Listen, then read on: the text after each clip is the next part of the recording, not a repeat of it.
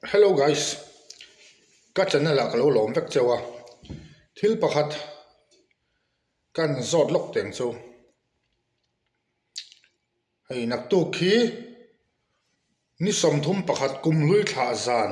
ani towa tleivar zan ania thalai tam tak chuan nom sip bol nan hemi zan hi kum hlui thla zan hin mang thina tam tak chu biak in an hmanga tleivarin pathian tun thlenga min hruai thleng tu le tam taka min hruai thleng tu kum hlui thla zan mu thei tur le mang thei tura min hruai thleng tu fakin thalai tam tak chu abiak buka an mang ve thunga tam tak ero kholaya nom sip bolin hun an mang ve thunga ni nang engting nge man ve tum ka zota chu nang kha o nang ma kha mo ka du dan ka mangang a nia i du cho ni mang thei ma se in mang thiam lo thina lom du dana man chu du lo dana om nan ti kha lo ngai to ro in ngai to nan hun minute ni ka peng chau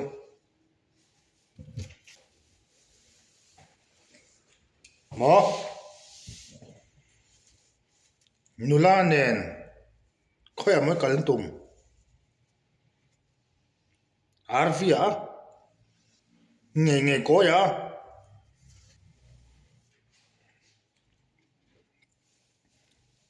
nang kha mi en dan kha diklo i man tum nan ka zot mai che ni engtin nge kum hlui thla zan man don ron comment a khain man da tur se ro ka kuk fo do enge mi le maxin o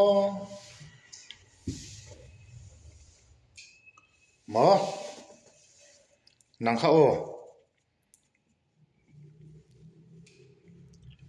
i chung te poisa dil chewa arvia nula ne na chu thla ka a phur tok che ina khoya emo va kwal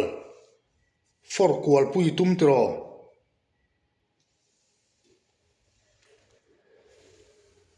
inu pui tur ni lo chuan nula te hi phur su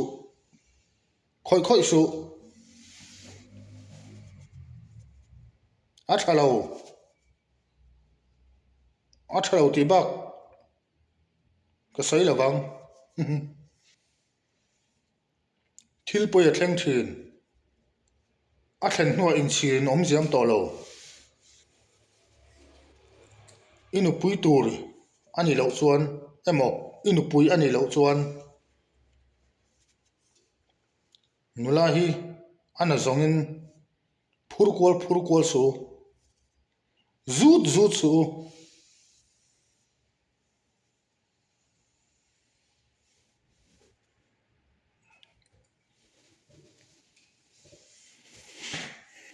in ngai to ro le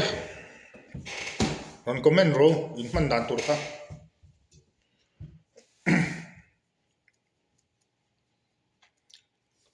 ke ero ka man dan tur kan soyenga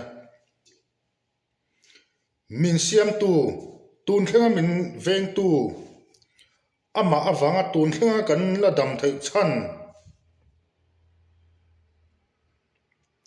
fakin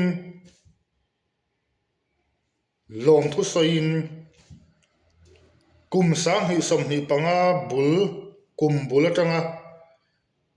kum to min suai thleng tu